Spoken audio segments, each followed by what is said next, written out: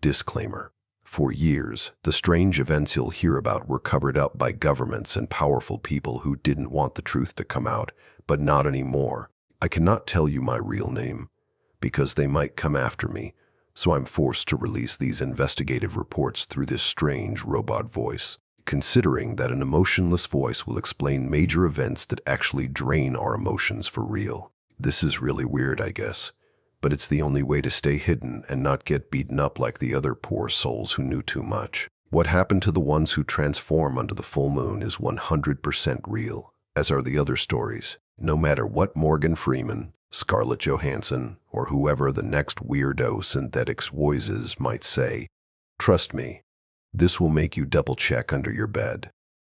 Tonight, we begin with a birth in the mud, a life in a cage, and a death in the dark of the Apis bull. Imagine a god who does not live in the clouds but in a stable, a deity who eats hay, bleeds, and can be murdered by a foreign king. We possess the ledgers of his meals and the dates of his reign, yet we have lost the sound of his voice. This is a forensic walkthrough of the Temple of Ptah, where we treat the myth as a crime scene. We will weigh the granite sarcophagi and interrogate the silence of the empty tombs to find the human reality inside the divine beast. So, before you get comfortable, take a moment to like the video and subscribe, but only if you genuinely enjoy what I do here. And let me know in the comments where you're tuning in from and what time it is for you. It's always fascinating to see who's joining us from around the world.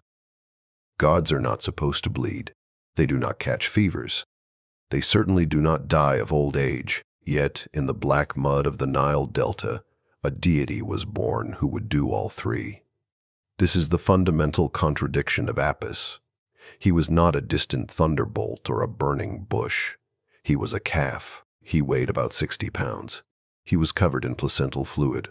His first act was to stand on shaking legs in a dirty field. This physical reality clashes violently with the theological weight placed upon it. The ancient Egyptians built their faith on the concept of ma'at, order, but the vehicle for their creator god, Ptah, was a biological accident waiting to happen. We know this not from hymns, but from the cold records of the bureaucracy. The mortal god was an administrative problem as much as a religious miracle. Let us look at the scene. It is the Nile Delta, likely during the reign of Ramses II, a period when the cult reached its zenith. A farmer, whose name is lost to us, watches a cow labor in the mud. He is a practical man. He deals in feed and feces. But when the calf stands, the geography of his world shifts. The beast is black, a void against the green papyrus. But on its forehead, there is a white triangle. On its back, the pattern of a vulture's wings. These are not merely markings, they are the signature of the divine. The farmer's goal shifts instantly from husbandry to verification. He knows the law. A calf with these signs belongs not to him, but to the Temple of Ptah in Memphis, miles to the south. If he reports it, he might receive a reward. If he hides it, he commits heresy. But the obstacle is the skepticism of the priests. They are not quick to accept a new god. A false Apis would destabilize the economy and the kingship. The priests of the Het Ptah, the house of the Ka of Ptah, were the gatekeepers. They did not rely on faith. They relied on checklists. When the message arrived from the Delta, the high priests had to make the journey. They had to verify the miracle. This was not a short commute. It was a trek of days along the river, a movement of the religious elite into the peasant fields. They came with the intent to disprove a white spot too large, a tail hair the wrong color. Any deviation meant the calf was just meat. The pressure was immense. The previous Apis had died. The temple was empty. A nation waited for the return of its god. But the priests could not be swayed by need. They had to see the evidence. We find the proof of this verification in the debris of history. The anchor object is a rough piece of limestone, an ostracon inscribed with hasty hieratic script. It sits in a museum case today, looking like trash, but it records the year of the birth of the Apis. It is a receipt. It is the moment the bureaucracy acknowledges the miracle. The text doesn't speak of thunder or choirs of angels. It lists the date and the location. It turns a mystery into a line item. This is the forensic reality of the Apis cult. The divine was catalogued. The infinite was confined to a body that could be weighed, measured, and eventually boxed. The farmer watches the priests inspect the calf. They count the hairs. They look under the tongue for the scarab-shaped mark, the keper. They check for the double tail hairs. It is a tense, silent audit. If the signs align, the verdict is rendered. The beast is no longer a bull. He is the K of Ptah, the living spirit of the Creator. He is a god. Yet he remains a calf. He still needs milk. He is vulnerable to infection. He is mortal. This is the paradox that the farmer witnesses. The salvation of Egypt stands on wobbly legs in the mud. The priests, satisfied, prepare the gilded palanquin. The farmer's role is over. He has delivered a god to his executioners, for the Apis is destined to die. The mortality of the Apis was his defining feature. He was not a stone statue that weathered time. He was a clock counting down. Every year of his life was a borrowed year. This created a unique anxiety in the Egyptian psyche. Other gods were eternal. Apis was temporary. His death was guaranteed. The mortal god forced the Egyptians to confront the fragility of their own power. If the bull could die, so could the king, so could the kingdom. The farmer in the delta, watching the procession leave for Memphis, saw this truth. He saw a god being led away not to rule, but to live out a predetermined lifespan in a golden cage. The clay shard that records the birth is the smoking gun.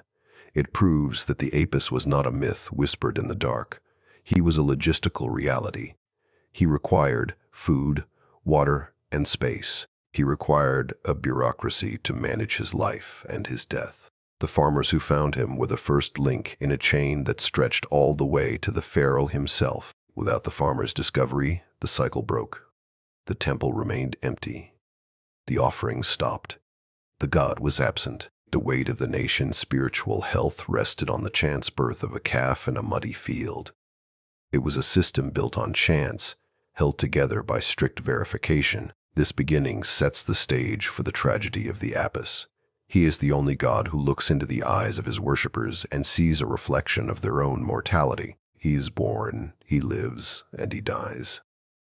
The theology required a beast of burden to carry the dead to paradise, but first, he had to carry the burden of being a god in a decaying body. The farmer, the priests, and the clay shard are the witnesses to this impossible contract. A god had been born, and the clock had started ticking. Holiness was not a feeling, it was a spec sheet. In the theology of Memphis, divinity was not a spirit that descended from the heavens. It was a physical condition that could be measured with a ruler. To become a god, a bull did not need to perform miracles or speak in tongues. He needed to be deformed in very specific, very visible ways. This is the central paradox of the Apis selection. The path to absolute perfection was paved with physical aberrations. The high priest of Ptah was not a spiritual guide in this process. He was an auditor. His quill and his papyrus were his holy instruments. He carried the weight of the kingdom's stability, and his only tool was a checklist. The previous Apis had died. The temple was in mourning. The mansion of the Apis sat silent, its grain stores locked, its priests ritually shaven and dusted with ash. But the business of godhood moved on a strict timeline. The soul of Ptah needed a house. The high priest's goal was singular and urgent. Find the replacement vessel before the theological void destabilized the economy. But the obstacle was biological probability. He was looking for a needle in a haystack the size of the Nile Delta. The criteria were ruthless. We know them from the Palermo stone and the later writings of classical historians like Herodotus, who recorded the Egyptian traditions with a mix of awe and confusion. The bull had to be completely black. Not a hair of white could break the coat, except for the crucial, impossible markings that defined the god. On the forehead, there had to be a white triangle. On the back, a patch of white in the shape of a vulture with spread wings. Under the tongue, a lump of flesh shaped like the scarab beetle, the symbol of the rising sun. And on the tail, 2 hairs, not one, had to grow from a single follicle. This was not a metaphor. This was a genetic impossibility required by law. The high priest did not wander the fields hoping for a mystical sign. He dispatched agents. He interrogated herdsmen. When a candidate was found, the inspection was forensic. We see the shadow of this process in the Serapeum stelae, stone tablets found in the catacombs of Saqqara. They don't speak of divine light. They speak of inspections. They speak of the great inspection. The high priest would crouch in the dust, pushing aside the slobber and the bristles of the calf. He would part the jaws, straining to see the underside of the tongue. He was looking for the keper, the scarab. If it was not there, the beast was nothing. It was just meat. The pressure on the priest must have been immense. A wrong choice was not just a mistake, it was fraud. It was a crime against Ma'at, the cosmic order. To crown a false god was to invite chaos, yet the odds were staggering. A black bull was rare. A black bull with a perfect white triangle was rarer. One with all the markings was a statistical anomaly that the priests had to hunt for across the entire length of the river. Sometimes the throne sat empty for months. Sometimes the priests were forced to look the other way. We have records, faint hints in the accounting ledgers that suggest the standards were occasionally adjusted for the sake of political necessity, but the public face of the cult was one of rigid, unbending precision. When the inspection finally yielded a match, the transformation was instant and absolute. The calf was seized from its mother. It was no longer a calf. It was the Ka of the creator god. The anchor object in this transaction was the Mariette necklace. This was not a piece of jewelry. It was a collar of office. It was heavy, with beads of faience and gold, a counterweight that hung down the back of the neck, balancing the weight of the front piece. Placing the Mariette around the bull's neck was the final verdict. It was the moment the priest stopped searching and started worshiping. The physical weight of the Mariette is important. It represented the burden of the deity. This animal, born in a muddy field, was now draped in the gold of the state. He was no longer allowed to graze aimlessly. He was led to the great house in Memphis. He was given a harem of cows, chosen for their own perfection. He was fed the finest grain. The necklace symbolized the chain that bound him to the temple. He belonged to the bureaucracy now. The selection process reveals the cynicism and the brilliance of the Egyptian theological machine. They did not wait for God to speak. They gave God a physical address. They reduced the infinite to a checklist of hair and skin. This made the divine manageable. It made the holy tangible. If you could touch the bull, you could touch Ptah. But it also made the divine fragile. If the high priest missed a white hair on the flank, was the god still present? If the scarab under the tongue was misshapen, was the blessing void? The Mariette necklace, now resting on the shoulders of the beast, was a receipt of the transaction. It said that the state had verified the miracle. It said that the standards were met. The high priest could breathe again. The temple had its god. The farmer who raised the calf was likely forgotten, or perhaps given a token payment. But the calf itself was taken to begin its life of confinement and adoration.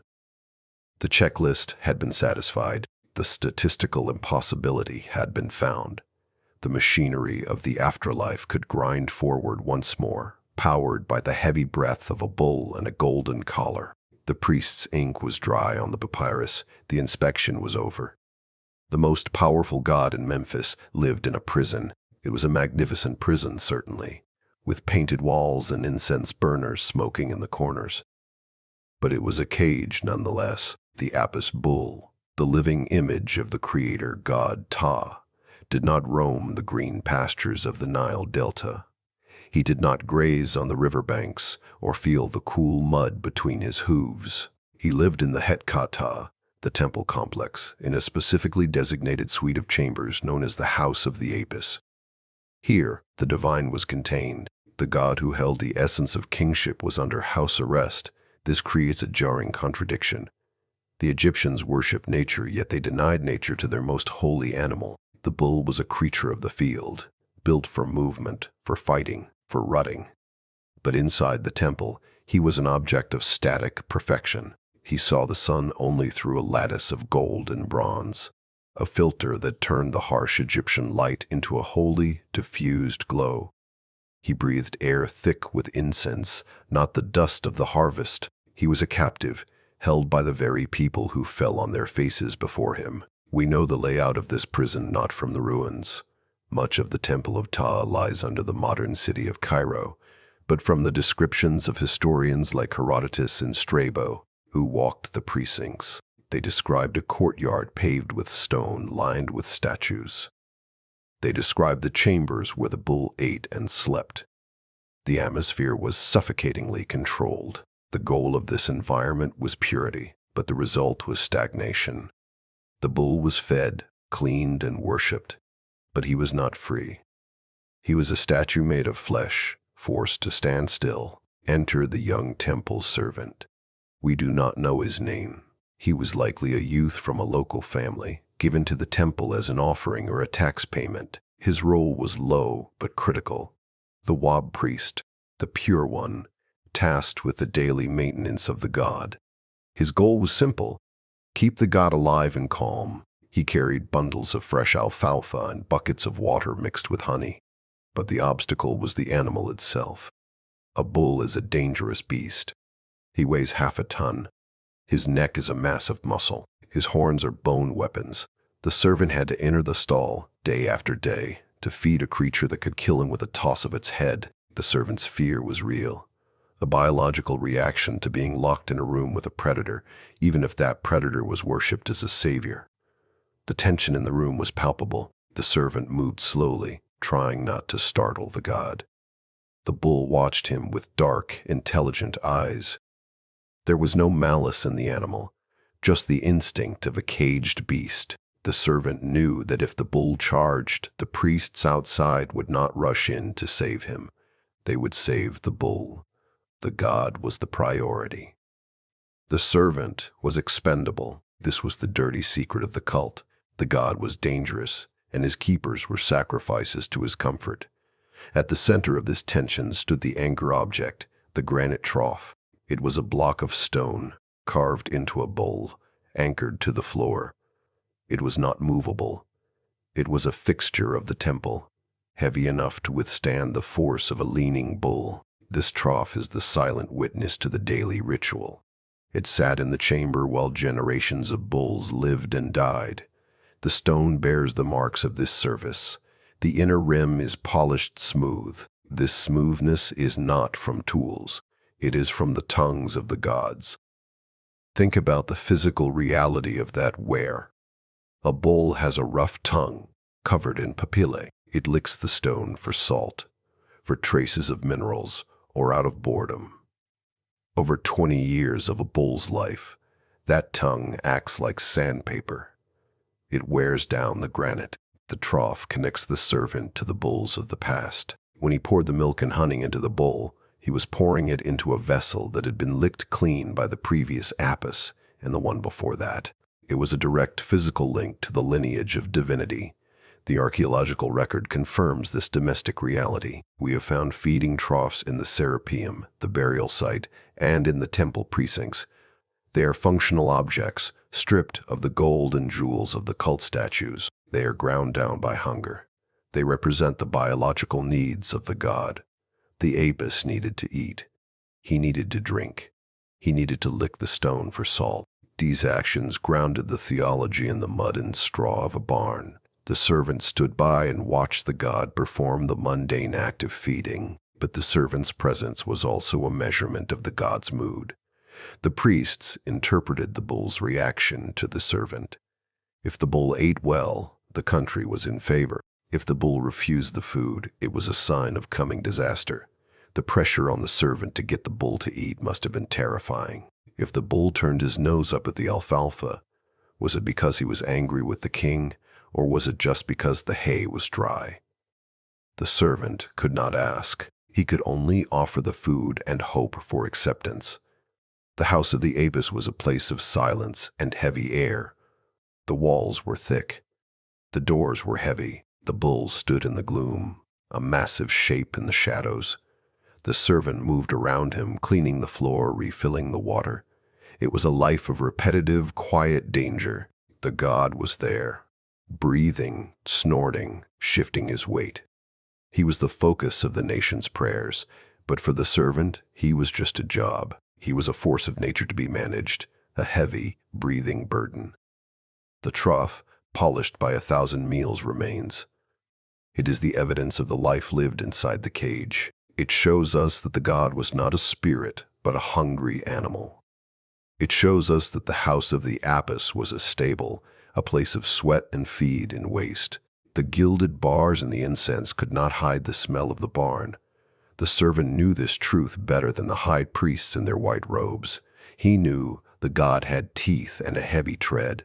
He knew the god was lonely. He knew the god was bored. He saw the divine reduced to a routine of eating and sleeping, waiting for the next festival to be paraded before the screaming crowds. In the quiet of the cell, the servant and the bull faced each other, alone with the weight of the stone trough and the silence of the temple. The fate of nations was decided not by kings and palaces, but by the direction a bull decided to walk in a courtyard. This is the central absurdity of the Egyptian legal system. The Apis bull was not just a symbol of fertility or a vessel for the soul of Ptah. He was the supreme court of Memphis. When human courts failed, when evidence was lost, and when testimony was bought, the people turned to the animal. They asked him to settle their disputes. They asked him to determine the will of the gods, and they based their verdicts on the random meanderings of a beast in a dusty yard. We have the records of these proceedings. They are not etched in the walls of the great temples. They are found in the Demotic papyri, the administrative papers of the common people. These texts, dated to the late period of Egyptian history, show a legal system deeply intertwined with the supernatural. A man claims his neighbor stole his cow. A wife accuses her husband of hiding the family silver. The local magistrate cannot solve it. The case is transferred to the great court of the Apis. This was the highest authority in the land, and its presiding judge ate hay and slept on straw. Consider the grieving widow. She stands in the courtyard of the Serapeum, the temple complex dedicated to the Apis. Her husband has died, and a powerful neighbor has seized her land. The local magistrates were paid off. She has no money for a lawyer. Her only hope is the god in the next room. Her goal is simple.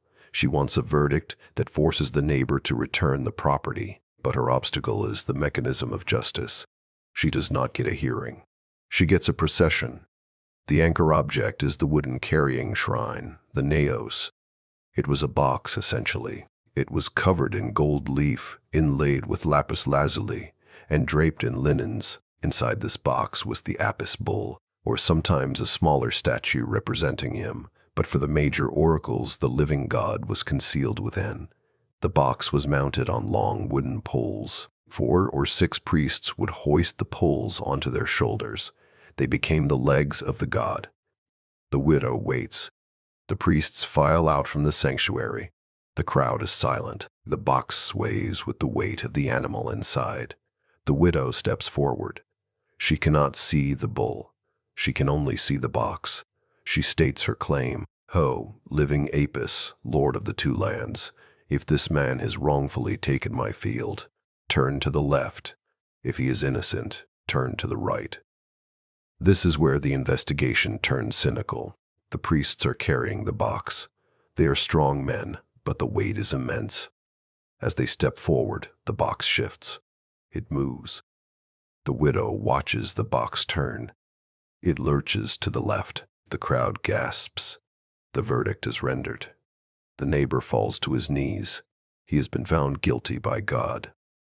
But who turned the box? Was it the bull shifting his weight inside, or was it the lead priest, the prophet, nudging his shoulder to guide the movement? The historical record is suspicious. The texts describe the box moving of its own accord. They claim the priests were possessed by the spirit of the god. But the physics of the situation suggest manipulation. The naos was a tool of theater. The bull inside was a prop. The real power lay in the hands of the men carrying the poles. They knew the crowd. They knew the politics. They knew the widow's story, perhaps even before the day began. The widow gets her verdict, the box turned left. The neighbor is ordered to pay. Justice is served. But the mechanism remains hidden. We rely on the receipts from the temple archives. A stela from the 26th dynasty records a similar case. It says, "The great god came forth and turned his face to the west." The stela treats the movement as a deliberate act of the deity. It ignores the four men sweating under the weight of the shrine. It ignores the bull's confusion in the dark box. The system was designed to bypass human corruption, but it simply relocated it. If a judge could be bribed, so could a priest. The oracle of the dust refers to the floor of the courtyard. The bull walked on packed earth. When the god gave a sign, it was often a physical motion, stepping forward, backing up, or turning. The dust kicked up by his hooves was the signature of the verdict. The priests interpreted these signs. If the bull lowered his head, it meant assent. If he bellowed, it was a warning. If he refused to move, the case was dismissed. The widow's victory was never certain. The unpredictability of the animal was the key. A bull in a strange box, surrounded by noise, is easily startled. He might bolt. He might freeze. The priests had to interpret the chaos. They had to assign meaning to a stumble. This made the legal process a high-stakes gamble. You were not just arguing the law. You were betting on the temperament of a steer. The wooden shrine, now lost to time, was the interface between the human and the divine. It was a screen. It hid the messy reality of the animal. It allowed the priests to project the will of the state onto the back of a beast. The widow walked away with her land, but she left the courtyard carrying a receipt, a written record of the god's decision. She probably did not question the physics. She had her justice. She had the verdict. However, the archaeological evidence suggests a system under strain. We have petitions from petitioners who claim the oracle was rigged. We have letters complaining about the greedy priests of the Apis. The system was not foolproof. The bull was a living creature, subject to moods and aches. The god could have a bad day. He could be tired. The oracle of the dust was a messy, noisy, dangerous business. It was a legal system built on the trembling muscles of a bull in a dark box, guided by the ambitious hands of men. The verdict was written in stone, but the decision was made in the dust, far from the palaces of the powerful. A god who offers salvation to one people can be the definition of sin for another. This is the sharp edge of religious history. In Memphis, the Apis bull was the living image of the Creator, a gentle giant who carried the prayers of the people to the heavens. But 40 days' walk to the east, at the base of a mountain in Sinai, that same image became the ultimate betrayal. The Apis was the shadow cast over the Israelites. He was the ghost they could not exorcise. The golden calf was not a new invention. It was a relapse. It was the cultural memory of Egypt, rising in a moment of panic. We must place ourselves in the dust of the camp. The date is traditionally placed around the 13th century BCE, though the text was compiled later. Moses, the leader, has gone up the mountain. He has disappeared into the cloud of smoke. He has been gone for weeks. The people are not just worried. They are leaderless. They are a mob in a desert. They have left the rigid, oppressive safety of Egypt for a freedom that feels like chaos. They need a focal point. They need a god they can see. Aaron, the brother of Moses, is the man on the ground. He is the high priest of this new, invisible deity, Yahweh. But his congregation is revolting. They are shouting. They are afraid. His goal is survival, political and physical. He needs to appease the crowd. He needs to stop the riot. But his obstacle is their memory. These people grew up in the Nile Delta. They walked past the temples of Ptah. They saw the processions. They saw the gilded shrines. They knew what a god looked like. A god looked like a bull.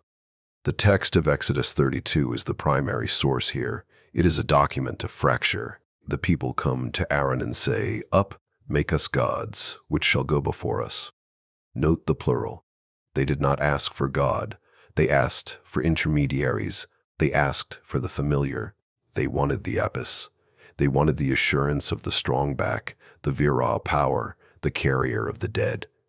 In Egypt, the bull carried the dead to paradise. In the desert, they were dying of thirst. They wanted a beast of burden to carry them. Aaron makes a calculated decision. He does not argue theology. He yields to the pressure of the material. He asks for the gold. This is where the anchor object enters the story. He says, "Break off the golden earrings which are in the ears of your wives, of your sons, and of your daughters, and bring them unto me." The archaeological record of the late Bronze Age shows us these earrings. They were hoops of gold, sometimes weighing several grams. They were the savings of the people. They were the wealth they carried out of Egypt. The text says the people broke them off. This implies haste. It implies a collective frenzy of contribution. They were buying their salvation. They were crowdfunding their God. Aaron took the gold. He threw it into the fire. He used a graving tool to shape it. The result was an egel, a calf. The Hebrew word is specific. It means a young bull. This was not a full-grown steer. It was a young, vigorous animal. The parallel to the Apis is undeniable. The Apis cult centered on the finding of a young bull calf with specific markings. The Israelites, stripped of their Egyptian context, stripped the theology down to its barest metal. They made a god of gold because they could not find a god of flesh with the right markings. The psychological cost of this moment is staggering. These were people who had just witnessed the 10 plagues. They had seen the Nile turn to blood. They had seen the death of the firstborn. That final plague was a direct assault on the house of the Pharaoh, but also on the cult of the bull. The son of the Pharaoh was a god on earth. The Apis was a god on earth. The death of the firstborn was the death of the divine lineage. Yet here they were, weeks later, trying to resurrect that very lineage in gold. When Aaron fashioned the calf, the people cried out, "These be thy gods, O Israel, which brought thee up out of the land of Egypt." This is the great contradiction. They credited the statue with their liberation. They credited the gold with the Exodus. They looked at the mute metal head of the bull and saw their savior. This was the Apis theology inverted. The Apis was born of a virgin cow, flashed by lightning, a miracle of biology. The golden calf was born of earrings, melted by a fire, a miracle of metallurgy. The shadow of the golden calf is the shadow of the Apis. The Israelites were suffering from withdrawal. They were addicted to the visibility of the Egyptian gods. The Apis was tangible. You could touch him. You could lead him. Yahweh was invisible. He was a voice in a burning bush. He was a cloud on a mountain. The people could not tolerate the invisibility. They needed the shadow to feel safe. The cost of this idolatry was immediate. Moses descended. He saw the dancing. The text says he saw the nakedness of the people. He took the calf, burned it, ground it into powder, and forced the Israelites to drink it. This is a violent act of deconstruction. He took the gold, their wealth, their savings, their Egyptian heritage, and turned it into bitter water. He destroyed the physical object to save the spiritual project. The golden earring, melted down into a hoof, represents the dangerous allure of the old ways. It shows us that the Israelites were not a blank slate. They were Egyptians in mindset, even if they were slaves in status. They carried the Apis in their heads. They carried the image of the bull in their dreams. The golden calf was not just a sin of impatience. It was a cry for the familiar. It was a plea for the beast of burden to come back and carry them. The story serves as a permanent indictment of the bull cult. It turns the Apis into a demon. It turns the savior of Memphis into the antagonist of Sinai. The contradiction is total. For the Egyptians, the bull was the bridge to the afterlife. For the Israelites, the bull was the barrier to the covenant. The golden earring, passed from a wife's ear to a priest's hand to a fire pit, traces the line of this failure. It was a moment where history could have turned back. They could have returned to the worship of the bull. Moses forced them forward. He shattered the image, but he could not shatter the memory. The shadow of the Apis hung over the camp for generations, a reminder of the god they left behind and the price they paid to forget him. In the theology of ancient Egypt, the sacred was not centralized in a single headquarters. The divine was split, fractured across the map, creating a competitive market of the holy. While the Apis bull in Memphis claimed the title of the living image of Ptah, he was not alone. He had a rival. To the north, in the ancient city of Ionu, the Greeks called it Heliopolis, where another bull. His name was Mnevis. He was the embodiment of Ra, the sun god. This creates a profound contradiction. There was never just one sacred bull. The faithful were forced to navigate a divided landscape, choosing between the power of the earth in Memphis and the fire of the sun in Heliopolis. This rivalry was not just a difference in marketing, it was a deep theological fracture. The Apis was the Ka of Ptah, the creative force that shaped the world. He was the bull of the south, associated with the fertility of the Nile mud. Mnevis, however, was the Ba of Ra. He was the solar disk, the brute force of the sun that scorched the earth and made the crops grow. The priests of Memphis claimed their bull was the king of the gods. The priests of Heliopolis claimed theirs was the father of the gods. For 1,000 years, these two institutions glared at each other across the river delta. Consider the traveling merchant, we will call him Sinu. He is a man of business, moving his cargo of cedar wood and linen up and down the river. His livelihood depends on the favor of the gods. A bad journey means a sunken boat. A good journey means profit. Senu is a pragmatist. His goal is simple. He wants to pay respects to all the powers that control his world. He wants to hedge his bets. He wants to buy safety from both Ptah and Ra. But his obstacle is the petty, entrenched rivalry of the priesthoods. He cannot simply be a believer. He is forced to be a diplomat. When Senu docks his boat at the harbor of Memphis, the priests of Apis are watching. They expect him to make an offering of the temple of Ptah. They expect him to marvel at the Apis bull in his golden stall. If he is generous, they bless his cargo. But if he mentions the name of Mnevis, or if he admits he plans to stop in Heliopolis on his way north, the mood sours. The priests of Ptah view Heliopolis as an upstart, a challenger to the ancient primacy of Memphis. They might whisper that the Apis is the true king, and the Mnevis is merely a deputy. Senu pays his fee. He offers a bundle of papyrus. He leaves the temple with a blessing. He sails north against the current toward the city of the sun. When he arrives in Heliopolis, the dynamic shifts. Here, the priests of Ra hold the power.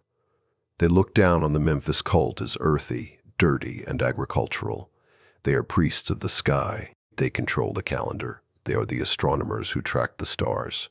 When Senu approaches their altar, they expect his first loyalty. If he wears an amulet of Ptah, he might be treated with cold courtesy. They demand his wealth for the sun. This friction is documented in stone. The anchor object is a stela, a stone slab, currently housed in the Egyptian Museum in Cairo.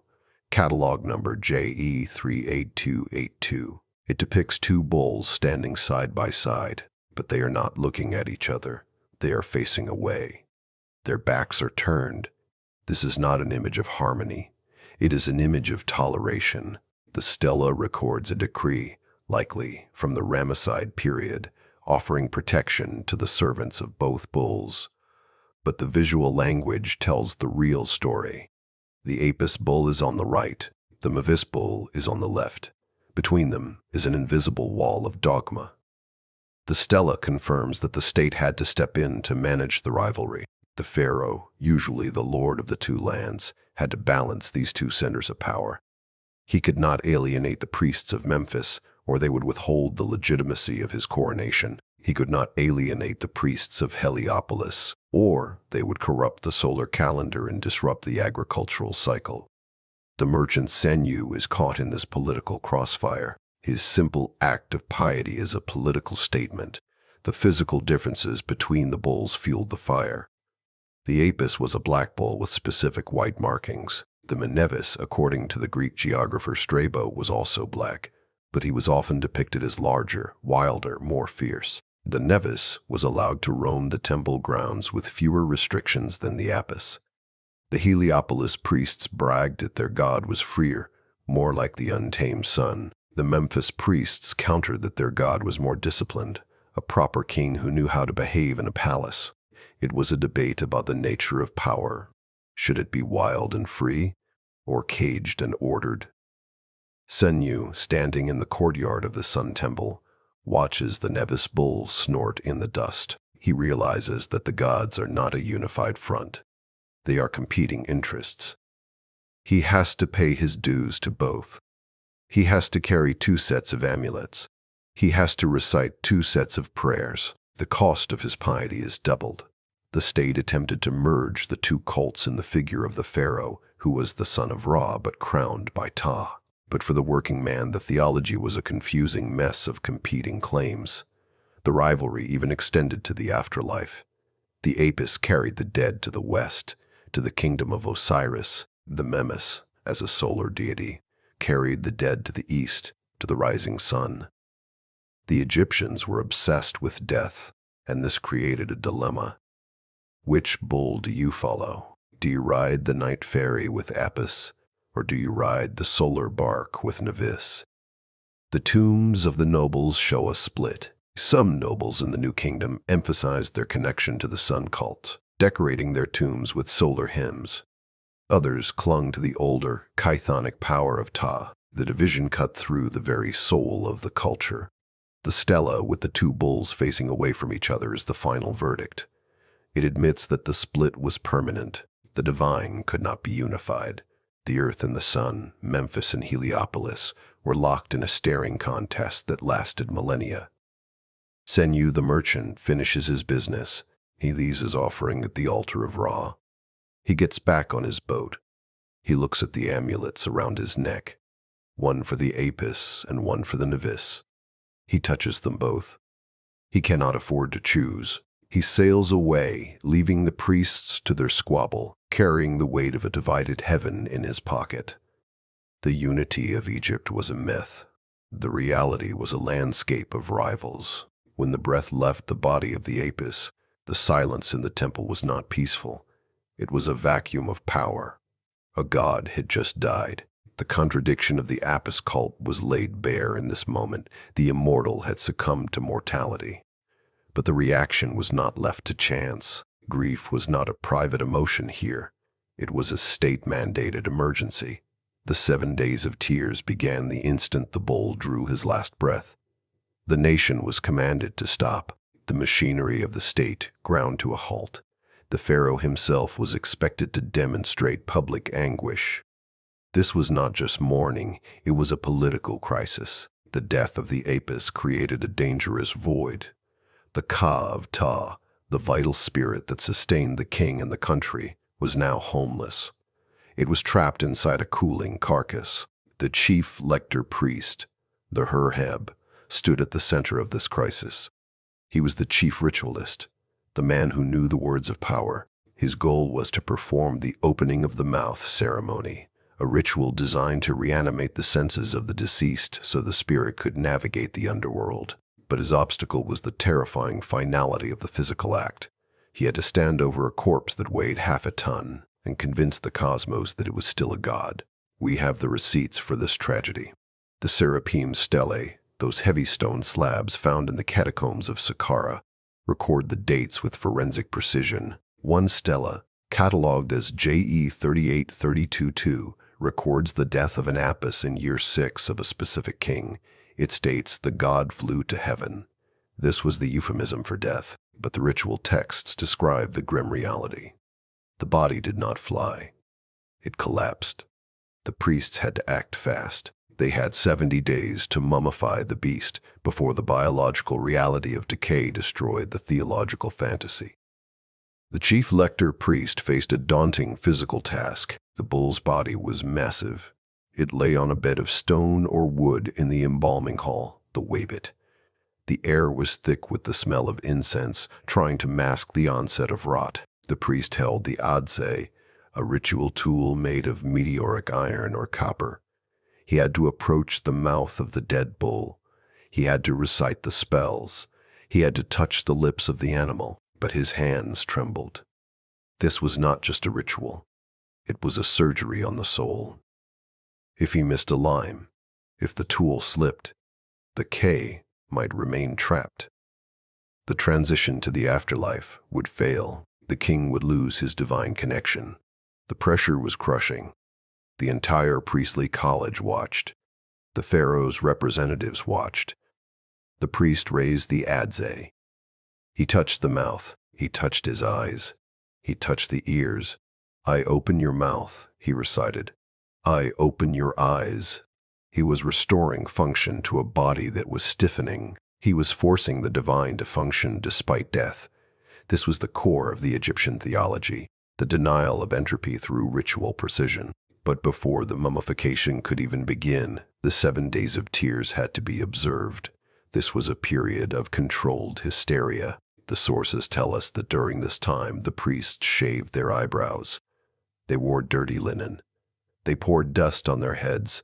They walked the streets of Memphis wailing. The sorrow was performative, but it was also economically devastating. The temple stopped receiving the normal offerings. The administrative staff stopped working. The state focused entirely on the management of the corpse. The anchor object brings us back to the physical reality of the preparation. It is a strip of linen. Not just a bandage, but miles of linen. The text described the wrapping of the apis in incredible detail. The linen was imported from the delta, the finest quality, called mai. It was cut into strips, some wide, some narrow. The priests wrapped the legs, the torso, and the head. But the horns were a special problem. They were the symbol of the god's power. They had to be protected. They had to be bound. The linen strip was wrapped around the horns, winding around the curve of the bone, layer after layer. It was coated in resin, a sticky black substance that hardened like plastic. This wrapping was a race against time. The resin sealed the body. It hid the flesh from the air. It transformed the biological remains into a statue. The miles of linen wrapped around the horns and the body were the physical manifestation of the priest's anxiety. Every layer was a barrier against decay. Every fold was a prayer for preservation. The chief lector priest oversaw this wrapping. He watched the layers build up.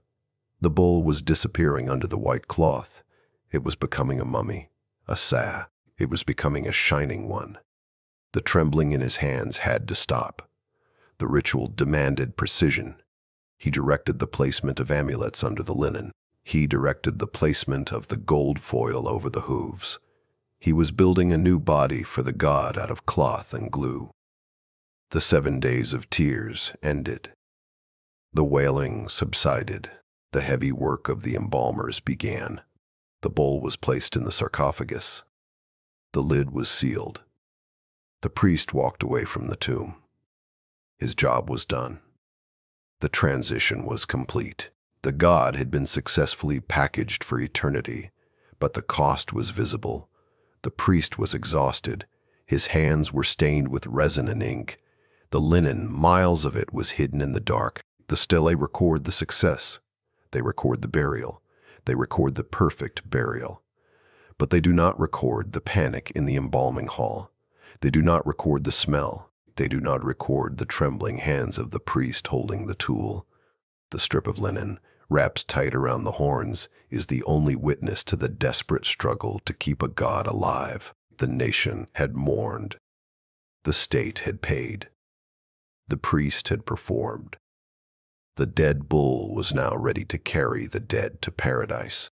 Wrapped in the linen receipts of a nation's fear, a god of life was buried in a tomb designed to be the most silent place on earth. This is the fundamental contradiction of the Serapeum. The Apis bull was the embodiment of vigor, fertility, and the pulsing rhythm of the Nile. He was the heartbeat of Memphis. Yet, his final destination was a hole in the ground so deep and so absolute that it denied the very concept of living. The Egyptians called it the House of Eternity, but a more honest name would be the House of Silence. It was a subterranean labyrinth carved into the bedrock of Saqqara, designed to sever the god from the world of the living forever. The scale of this project was imperial. We are not talking about a single burial chamber. We are talking about a tunnel system that extends for hundreds of meters, a massive engineering feat that spanned dynasties. The architect responsible for the expansion during the 26th dynasty, likely under the reign of Ptah or Amasis II, faced a logistical nightmare. His goal was to carve a gallery long enough to house centuries of future gods. He needed a straight line, a perfect axis where the sarcophagi could be lowered and slid into their niches. But his obstacle was the geology of Saqqara. The rock here is not stable granite. It is a brittle limestone, interlaced with bands of clay and flint. It is a material that fights back. It cracks. It crumbles. It holds water that seeps down from the desert plateau, turning the clay into a slippery grease. The architect stood at the entrance of the existing tunnel, likely holding a papyrus scroll with the ground plan. He looked at the rock face. He knew that one wrong calculation, one weakened pillar, and the entire mountain would come down on his head. We have the physical evidence of his struggle. We have the tunnels themselves. The greater vault, the main gallery of the Serapeum, is a staggering cut into the earth. When Auguste Mariette, the French archaeologist, rediscovered this site in 1851, he didn't just find a tomb. He found a construction site, frozen in time. The walls are not smooth, they are jagged. They bear the anchor object, the rough-hewn chisel marks. These marks are the fingerprints of the workers. They are the texture of the labor.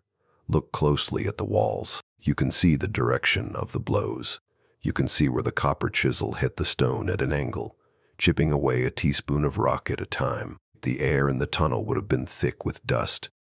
The noise would have been deafening, a constant ringing percussion of metal on stone. The architect directed hundreds of men, working by the light of oil lamps in a space that grew narrower and darker with every foot of progress.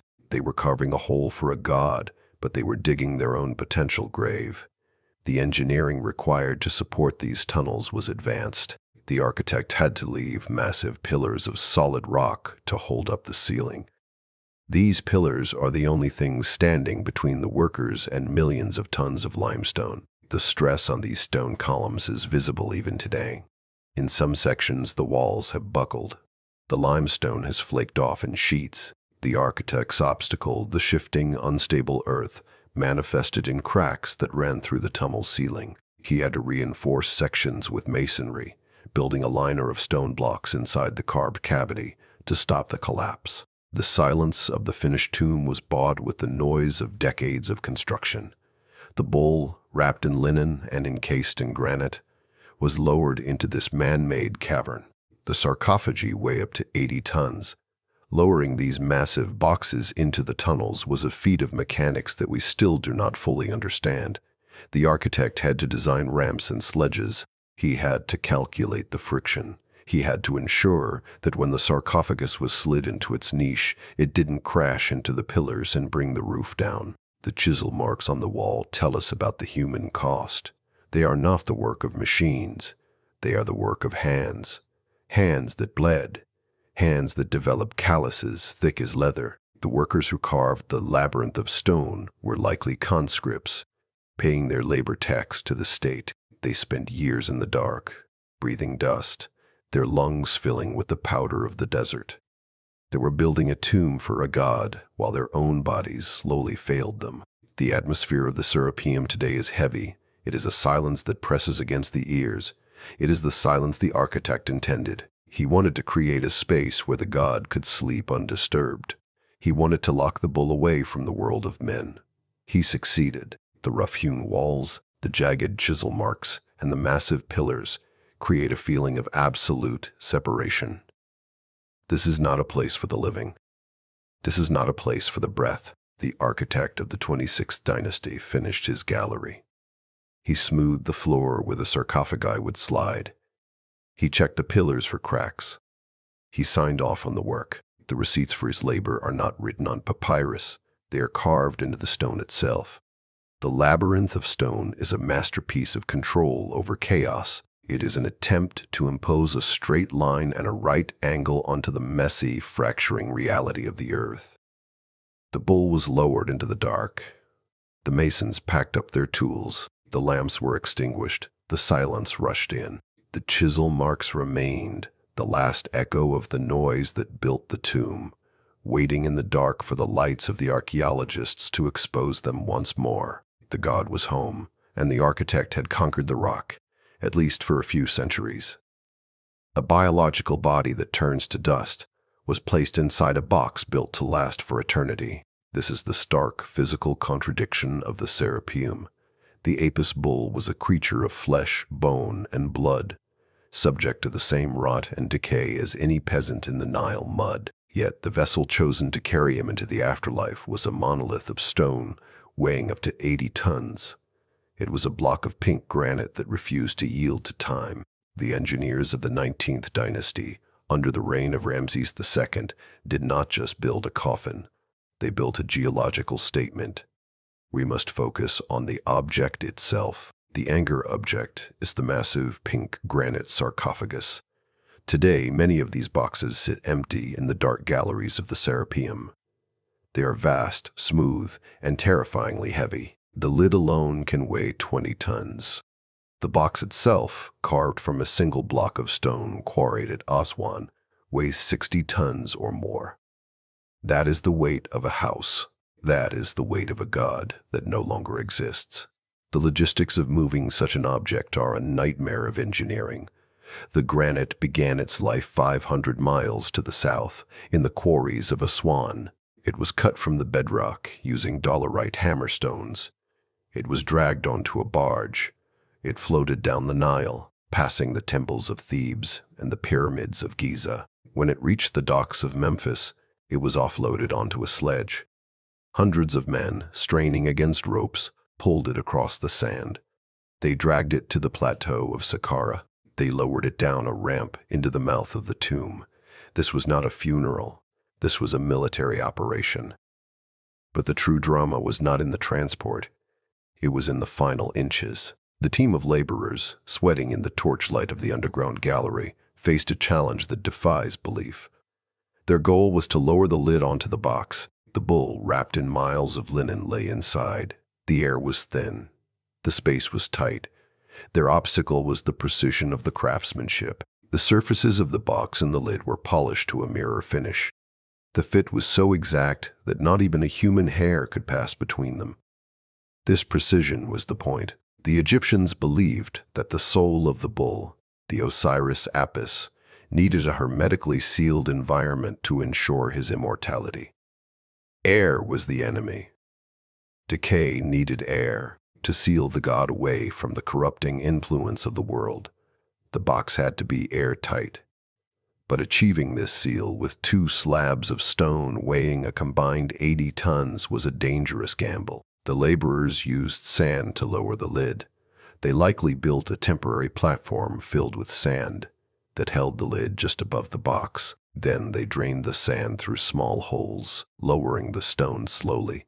But once the lid touched the rim, there was no going back. The friction was immediate. The suction of the smooth stone surfaces against each other would create a vacuum. If the lid were even a millimeter out of alignment, it would stick. They would not have the power to lift it again. The seal would be broken. The god would be exposed. The forensic evidence is on the stone itself. We see the sides of the sarcophagi. We see the inscriptions. Some are covered in texts, spells from the Book of the Dead. Others are blank, waiting for a name that was never carved. But look at the rim. The surface is flawless. It is smooth. The polish is still there, 3,000 years later. This tells us that the laborers succeeded. They managed to bring these granite giants together with a delicacy that seems impossible for men working with ropes and levers. But the cost of this success is silence. Today, these sarcophagi are open. They have been broken into. The lids have been pushed aside or smashed. The bulls are gone. The linen is gone. The gold is gone. All that remains is the empty box.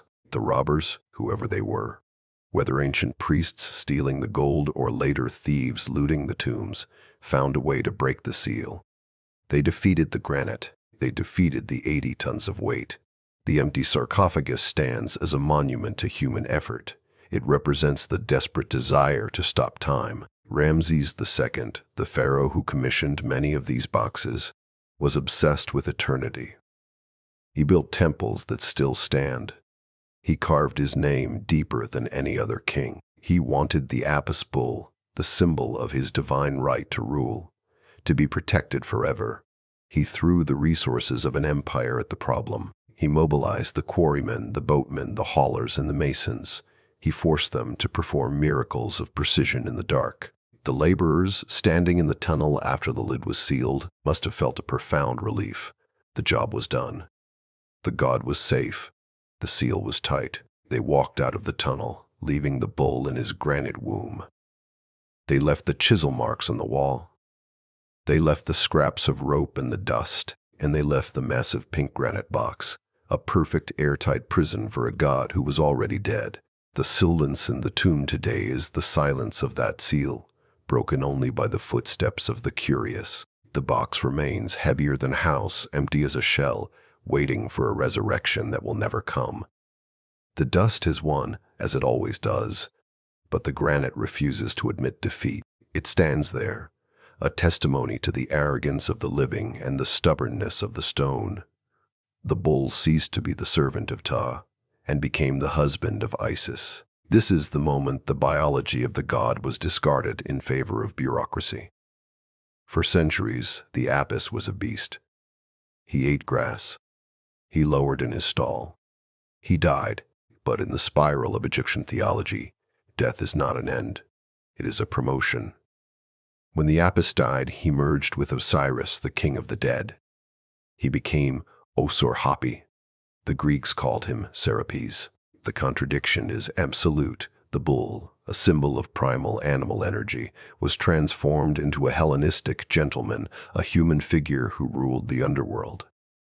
This was not an organic evolution. It was a political hostile takeover. We move now to the reign of Ptolemy I Soter, the general of Alexander the Great who seized Egypt. He had a problem. He ruled a population of Egyptians who worshipped bulls and cats, and a population of Greeks who worshipped perfect human forms. He needed a god who could bridge the gap. He needed a brand. Enter the scribe. We do not know his name, but he was likely a scholar in the library of Alexandria or a priest of the cult of Ptah who saw which way the wind was blowing. His goal was to draft the theology of the new deity. He had to take the ancient Semitic cult of the Apis and fuse it with the Greek ideal of the afterlife. He had to invent Serapeum, but his obstacle was the conservatism of the Memphis priesthood. The traditionalists refused to accept that their living bull could be replaced by a statue of a man. The scribe worked with texts. He looked at the rituals of the Osiris-Apis, the dead Apis. He saw the connection to Isis, the wife of Osiris. In the Egyptian myth, Isis gathered the pieces of her husband Osiris.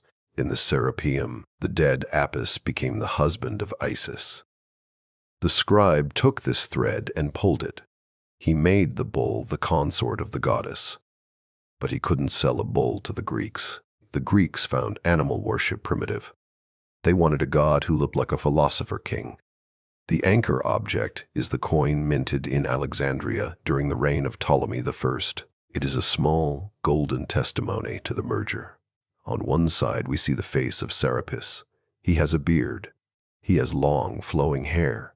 He looks like Zeus. But look closer at the edges. Look at the ears. On some early coinage and statuary, the transition is clumsy. The figure has the face of a man, but the ears are curved, almost bovine. They are the ears of the bull. This is the smoking gun of the merger.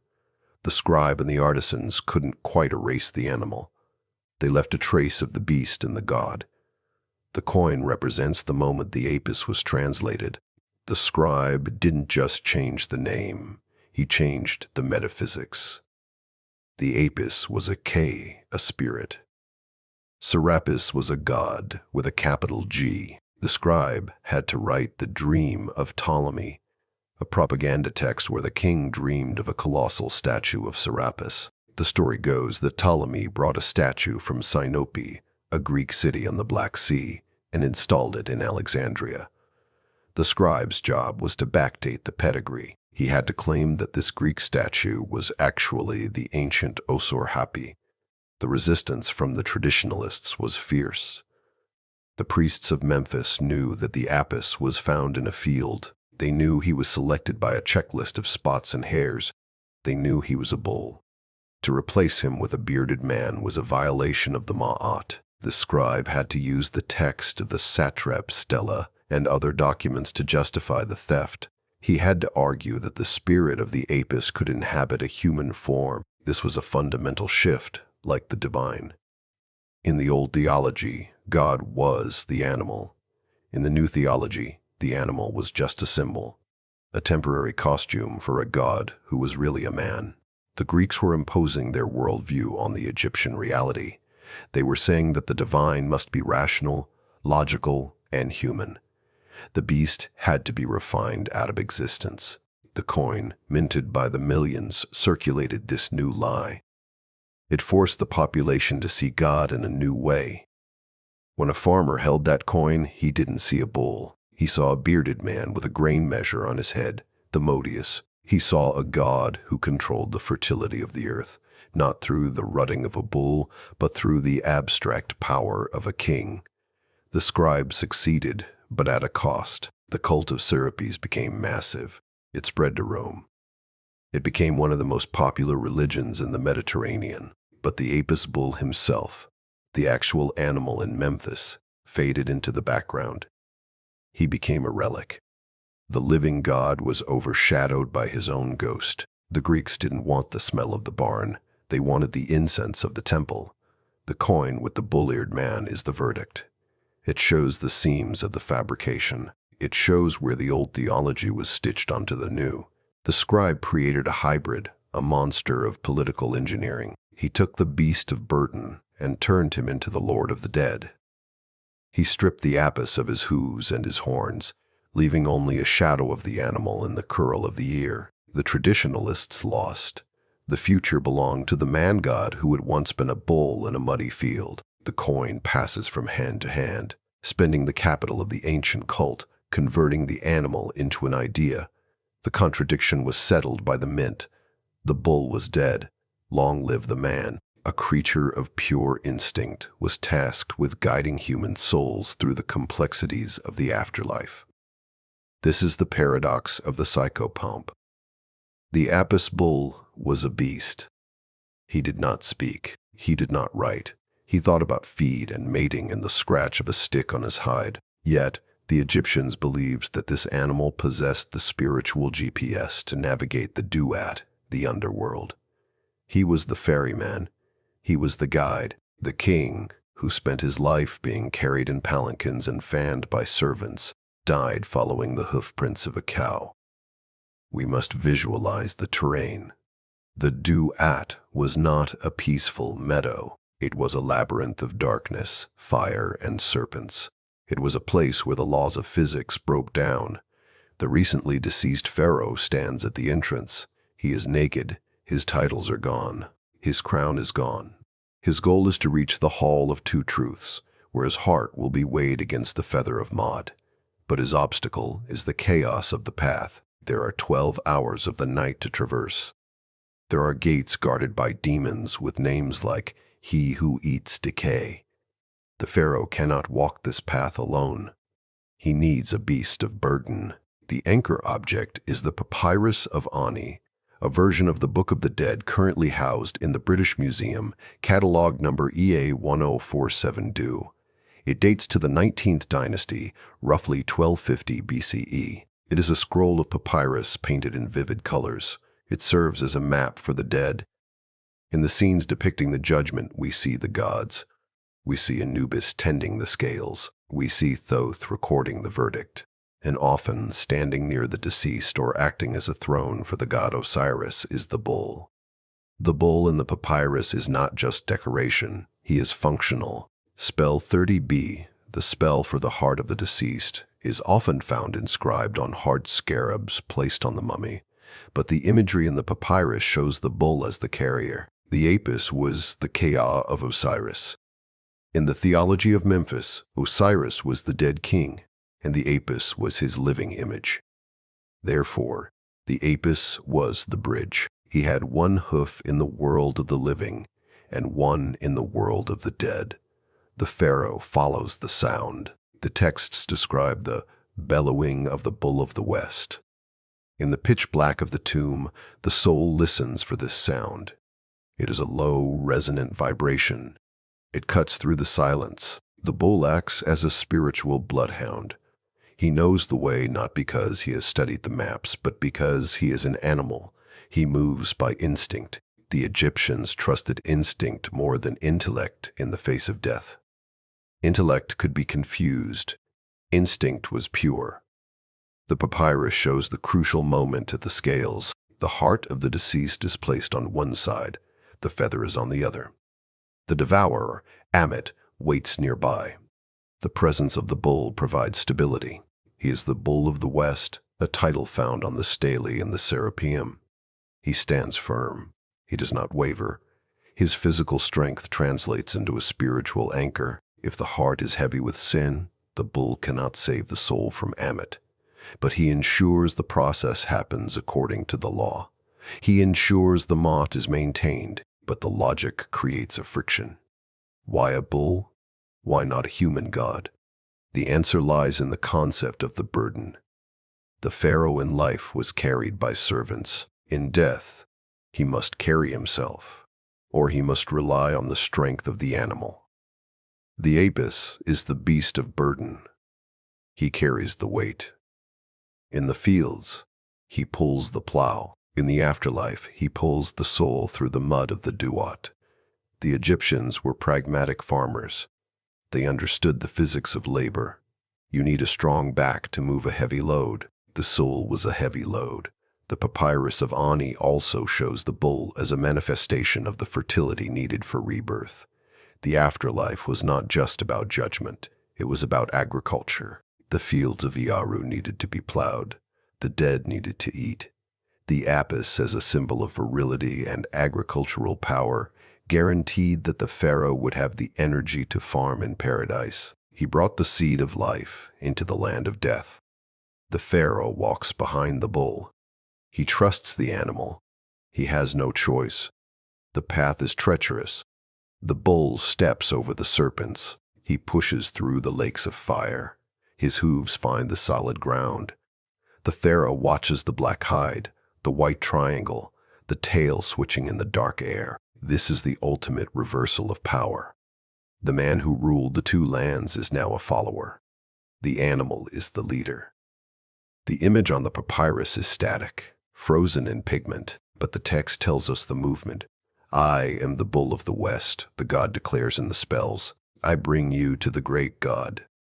The receipt for this service was the offering of a bull figurine or a stela in the name of the Apis.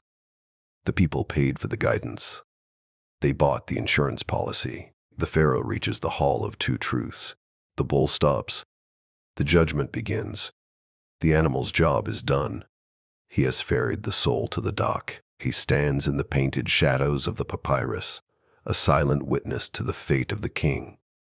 The contradiction remains. A dumb beast has outsmarted the demons of the underworld. He has led a man through hell. The papyrus of Ani, unrolled in the dim light of a tomb or a museum case, shows us the transaction. The pharaoh is judged.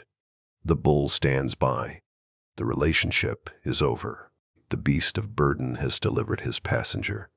The cost is the endless wandering of the dark, a guide who can never stay in the paradise he leads others to find. He turns back into the duat to find the next soul waiting in the dust. A symbol of spiritual purity became the center of a massive corporate enterprise, wealthier than any temple in the land. This is the uncomfortable reality of the Apis cult. The bull was a vessel of the divine, a bridge to the afterlife, but he was also a balance sheet item. He was an economic engine. The temple of Ptah in Memphis, where the bull resided, was not just a house of prayer. It was a bank. It was a slaughterhouse. It was a distribution center. The beast of burden carried the weight of the Egyptian economy on his broad, black back. We must look at the books. Theology is written in stone, but economics is written on limestone flakes and broken pottery. These are the ostraca.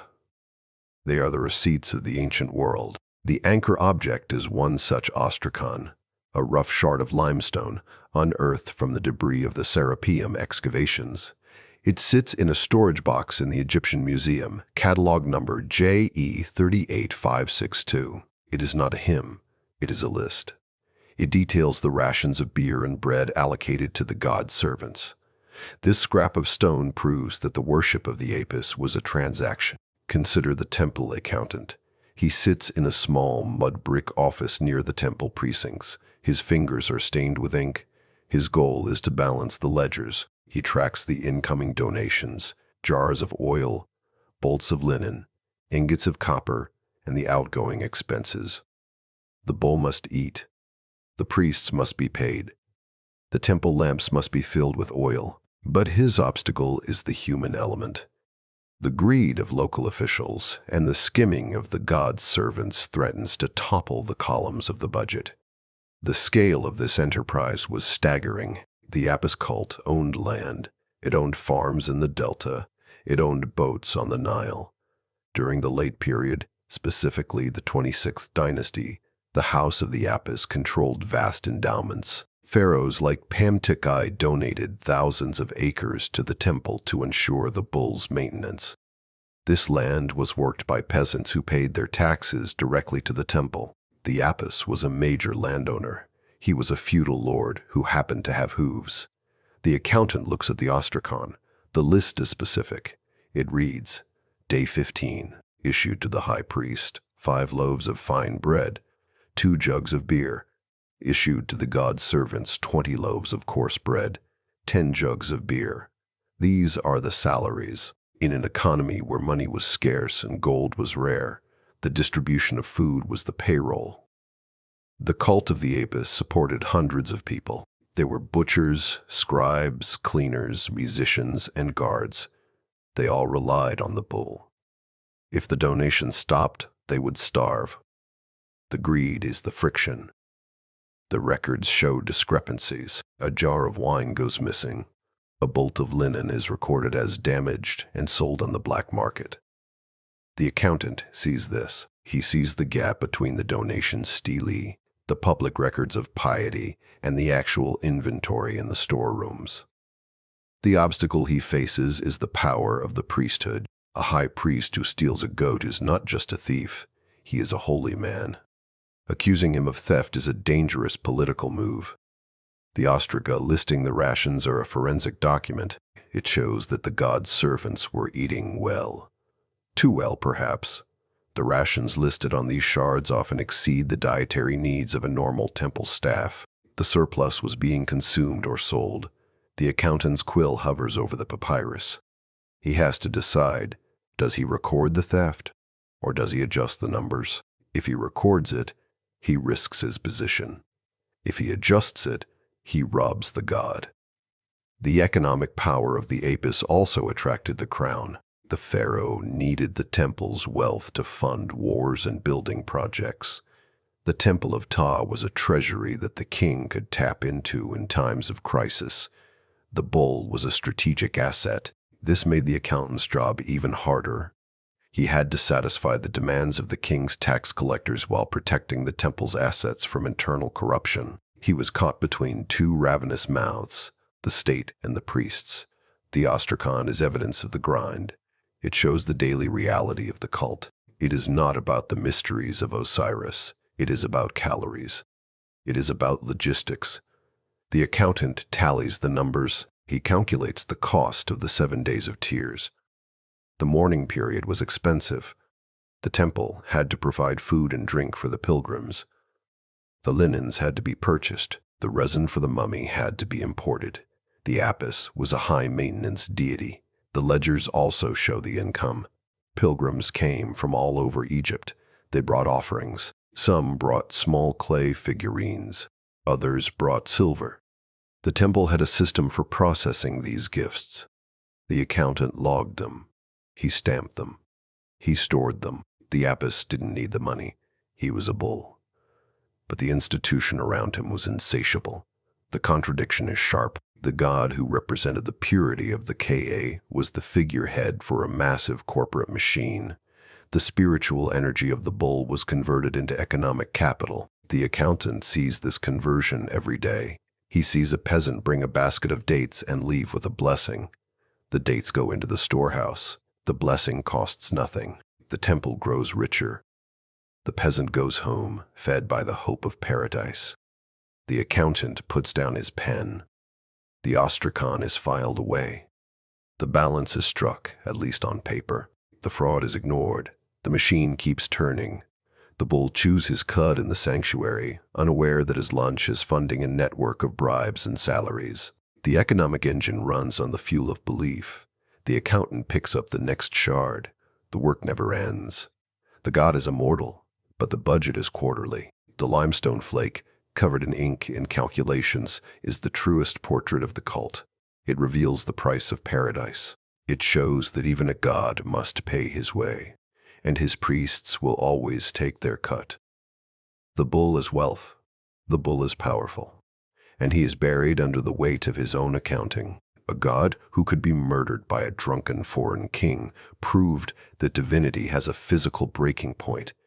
This is the brutal truth the Egyptians tried to hide. The Apis bull was the living image of Ptah, the heartbeat of the universe. But he was also made of muscle and bone. He could bleed. He could be broken. In 525 BCE, the Persian conqueror Cambyses II walked into the temple of Ptah in Memphis. He did not bow. He brought a weapon. He exposed the single greatest vulnerability of the animal cult, the animal itself. The context is a collision of cultures. Cambyses II, the son of Cyrus the Great, had just conquered Egypt at the Battle of Pelusium. He was the new ruler of the two lands. But he was not a pharaoh in the traditional sense. He did not derive his legitimacy from the gods of Memphis. He was a Persian, a man of the Achaemenid Empire, likely raised on a strict code of Zoroastrian purity and the realities of cavalry warfare.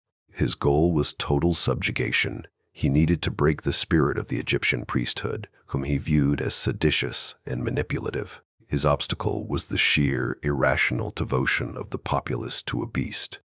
The primary source for this event is Herodotus, the Greek historian, writing in his Histories, Book 3. Herodotus was not an eyewitness. He traveled to Egypt decades later and collected the stories told by the priests. He reports that the Egyptians were celebrating the appearance of a new Apis calf. Cambyses, seeing the city rejoicing while he was trying to consolidate a hard-won victory, suspected a revolt. He summoned the priests. He demanded to see this god. When the calf was brought out, Cambyses reacted with scorn. In the Persian mind, a god was a spirit of fire and light, not a farm animal. In a fit of rage, or perhaps a calculated act of psychological terror, he drew his dagger. He struck the bull. Herodotus claims he stabbed the animal in the thigh. This was not a random strike. The thigh was a specific, symbolic target. In Egyptian myth, the leg of the bull was the tool used to open the mouth of the dead. By stabbing the thigh, Cambyses was not just killing a bull. He was breaking the mechanism of resurrection. He was dismantling the afterlife. The anchor object is the pavement of the temple court. It is limestone, cool and smooth. Today it lies under the debris of centuries, but in the forensic reconstruction of that day, it is the primary crime scene. The blood of the gods spilled onto the stone. The priests, frozen in horror, watched the life drain out of their deity. The pavement became a witness to the ultimate blasphemy. It was scrubbed clean later, perhaps by the terrified temple servants, but the stain remained in the cultural memory. The medical reality of the event is gruesome. A stab wound to the thigh of a bull is not immediately fatal, but it severs the femoral artery. It causes massive hemorrhage. The bull would have collapsed. He would have thrashed. The god would have died in agony, not transcended in peace. The contradiction is absolute. The god who was supposed to protect the king died bleeding on the floor at the king's feet. However, the archaeological record complicates the story. We have the Serapeum stele, the official records of the Apis burials. They list the reigns of the kings. They date the deaths of the bulls. For the reign of Cambyses, there are Apis burials. This has led some modern scholars, like Gianni, to argue that Herodotus was wrong. They argue that Cambyses actually respected the cult, or at least tolerated it for political stability. They suggest the story of the slaughter was Egyptian propaganda, a lie invented to demonize the foreign invader. But the narrative of the Persian slaughter persists because it feels true to the nature of conquest. It feels true to the friction between the Persian worldview and the Egyptian. Cambyses had no use for a god he couldn't talk to. He had no patience for a theology that empowered a local priesthood he didn't control. Whether he actually stabbed the bull or merely mocked it, the story reveals a structural weakness. The god was vulnerable. The impact on the populace was devastating. If the Apis could be killed, was he really a god? If he couldn't protect himself, how could he protect Egypt? The psychological trauma shattered the confidence of the Memphis cult. The priests who survived were forced to bury a martyr, not a natural death. They had to process a death by violence. Herodotus adds a grim postscript. He claims that Cambyses, driven mad by his sacrilege, died shortly after from a similar wound, a leg infection that turned gangrenous. This is the justice of the gods trope, a common literary device in ancient history. It's a satisfying narrative closure. The man who stabbed the bull in the thigh died of a wound in his own thigh. It balances the cosmic ledger. But the pavement of the temple court tells a darker story. It suggests that power creates its own reality. Cambyses had the sword. He had the army. He could kill the god if he wanted to. And for a moment, the divine was just a dying animal on the floor. The blood-stained pavement, real or imagined, marks the end of the untouchable status of the Apis. The Persians broke the spell. They showed that the beast of burden could be burdened with the weight of human cruelty. The priests buried the bull. They wrote the stele. They tried to restore order, but the memory of the blood on the stone could not be washed away. The god had been broken. The line between the holy and the profane had been crossed with a Persian dagger. The Apis was no longer just a mystery. He was a casualty of war. The invisible spirit of the creator god Ptah was trapped inside a body that ate grass and slept on straw. This is the theological friction that defined the cult of the Apis. Ptah was the architect of the universe. He was the craftsman who forged the world with his heart and his tongue. He was a god of intellect, of design, of pure intention. Yet his representative on earth was a beast that defecated, a beast that had flies buzzing around its eyes, a beast that felt hunger and rage. The contradiction was not lost on the educated elite of Memphis. We must reconstruct the mindset of the philosopher-priest. He was a man of the New Kingdom, perhaps the 19th dynasty, a time when theological debate was sophisticated. He stood in the shadows of the sanctuary. His goal was to comprehend the mechanics of incarnation. He wanted to understand how the divine spark, the Ka, could inhabit a vessel of flesh and blood without being diminished by it. His obstacle was the overwhelming, smelly reality of the animal. He had to reconcile the majesty of the creator with the biology of the created. The anchor object brings the debate into focus. It is the statue of Ptah. This statue stood in the inner sanctum of the temple, the Holy of Holies. It was hidden from view. It was veiled. It was a static image of gold and wood, depicting a man in a tight shroud, holding a scepter of power. The statue was clean. It was silent. It did not eat.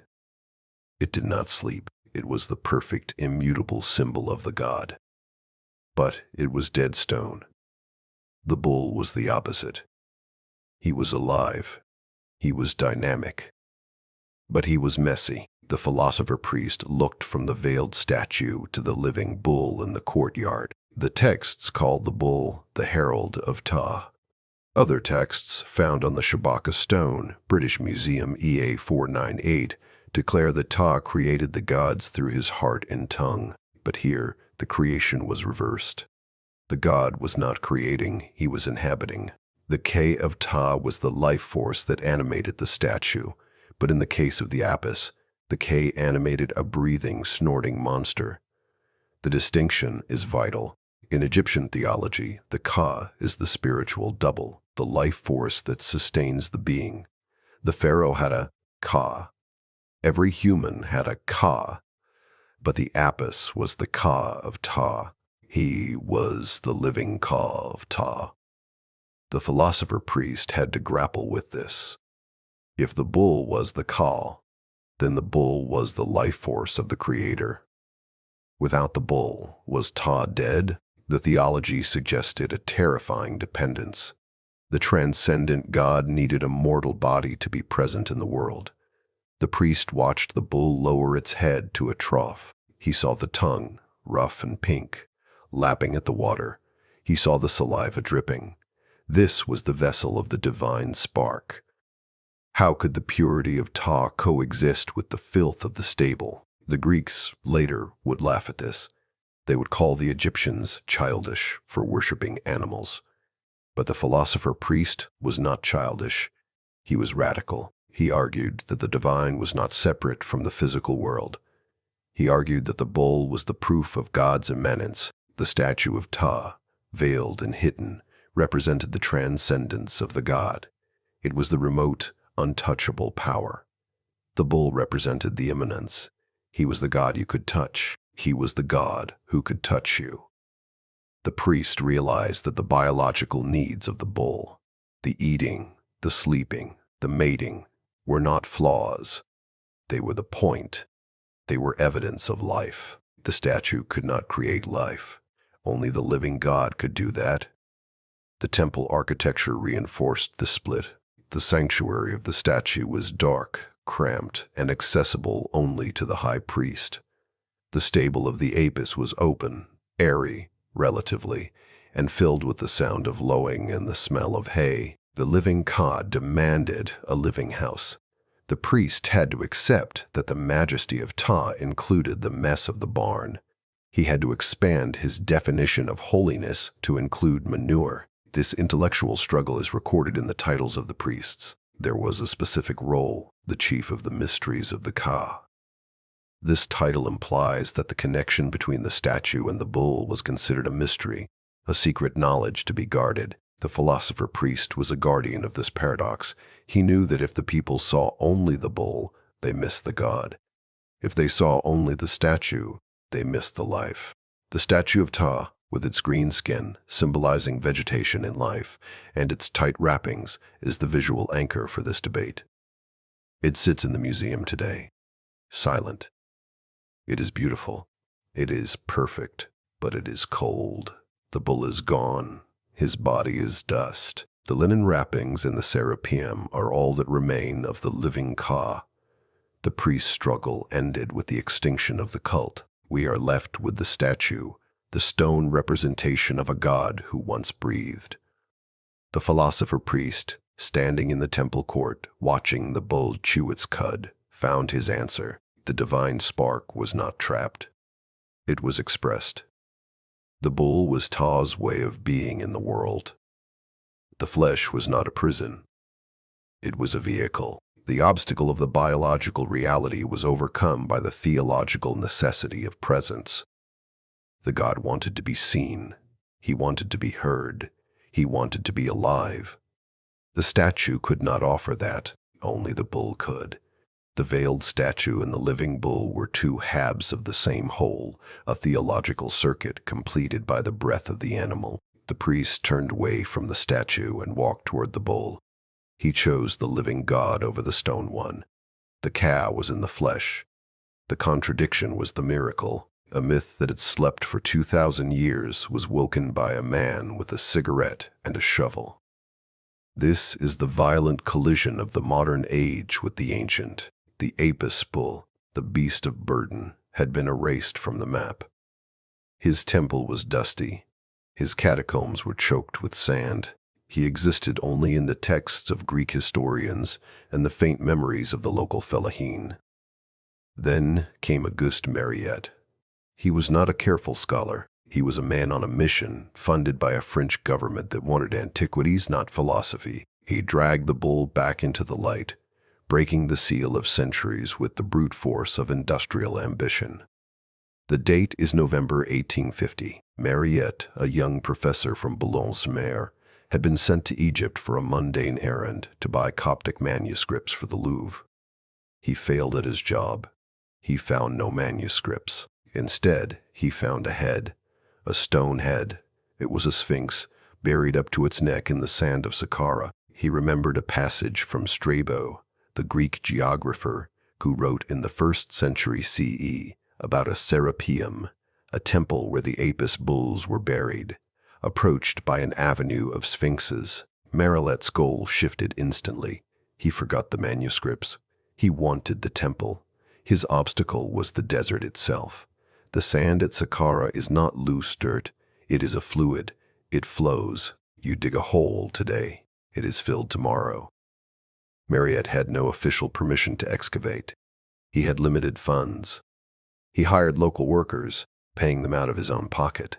He bought a house in the desert to store his finds. He stood on the brink of bankruptcy, fighting the landscape. He was a man possessed, digging into the earth based on a hunch and a fragment of stone. The anchor object is the Sphinx alleyway. This is the scar in the desert that proved him right. As the workers dug, they didn't just find one Sphinx. They found another, and another. A chain of stone lions emerged from the sand, facing each other in 2 parallel lines. This was the dromos, the processional way. It was the red carpet for the dead bulls. Mariette followed the line. He tracked the path of the ancient funeral processions. He walked where the priests had walked, matching their steps, but in reverse, digging down instead of walking forward. The excavation was a siege. Mariette employed 30 workmen. He used gunpowder to blast through the hard-packed soil. He moved 50,000 cubic meters of sand. The physical toll was immense. The heat was brutal. The wind whipped the sand into their faces, but the alleyway led him to the prize. On November 12, 1850, the pickaxes hit a stone slab, a doorway. Mariette ordered the sand cleared. He lit a candle. He descended. He entered the darkness of the Serapeum. He found himself standing in the Labyrinth of Stone we discussed earlier. But he saw it fresh. He saw the massive granite sarcophagi, the Granite Giants, sitting in the gloom. The air was stale, untouched for millennia. He walked into the burial chamber of the gods. He found the name of Ramses II carved on the walls. He found the stele, the receipts of the cult.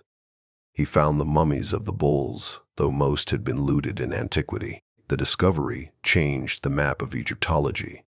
It turned the myth of the Apis into hard data.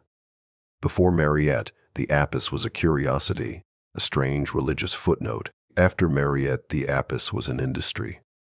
The artifacts he pulled from the sand, the bronze statuettes, the gold amulets, the inscribed stele, filled the warehouses of the Louvre. They confirmed the timeline. They proved the existence of the 7 days of tears. They verified the checklist of divinity. Mariette stood in the alleyway of sphinxes, smoking his cigarette. He had conquered the silence. He had broken the seal. But the cost was the context. He was an excavator of the old school, fast, destructive, and focused on the museum-quality objects. He cleared the sand and dumped it. He didn't photograph the layers. He didn't map the small finds. He rescued the bull, but he destroyed the subtle evidence of the stable. The Sphinx alleyway remains today. It is a gash in the plateau. It leads nowhere but to a hole in the ground. But it is a testament to the power of the shovel. Mariette proved that the myth was sleeping, not dead. He woke it up. He dragged the Apis out of the underworld and put him on a boat to Paris. The beast of burden became a museum exhibit. The cycle of life and death that the Egyptians had sealed in the dark was exposed to the harsh light of the 19th century. The silence of the Serapeum was gone. The tourists came. The cameras flashed. Mariette, with his shovel and his cigarette, had forced the god to speak again. The investigation was over. The verdict was in. The Apis was real. And he was heavy. We know the date of his birth. We know the weight of his sarcophagus. We have the receipts for his food and the inventory of his temple. But we do not know the sound of his voice. This is the final contradiction of the Apis. We have successfully reconstructed the bureaucracy of the god, but we have lost the beast. The beast of burden has become a silent artifact. The archives are full of paper and stone, but they are empty of breath. The modern historian stands at the entrance to the Serapeum. The sun is setting over Saqqara. The dust settles on the boots. The historian's goal is to bridge the gap between the dry data and the living reality. They want to reconstruct the sensory experience of the cult. They want to know what it felt like to stand in the presence of the god. But the obstacle is the silence of the sources. The ancient scribes wrote down the theology, the laws, and the accounts. They did not write down the noise. The texts are administrative. The Serapeum Stele, catalog number JE 31882 et al., list the years of the bulls' lives.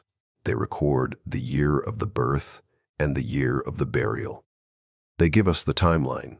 The Papyrus Brooklyn 35.1452 gives us the rations.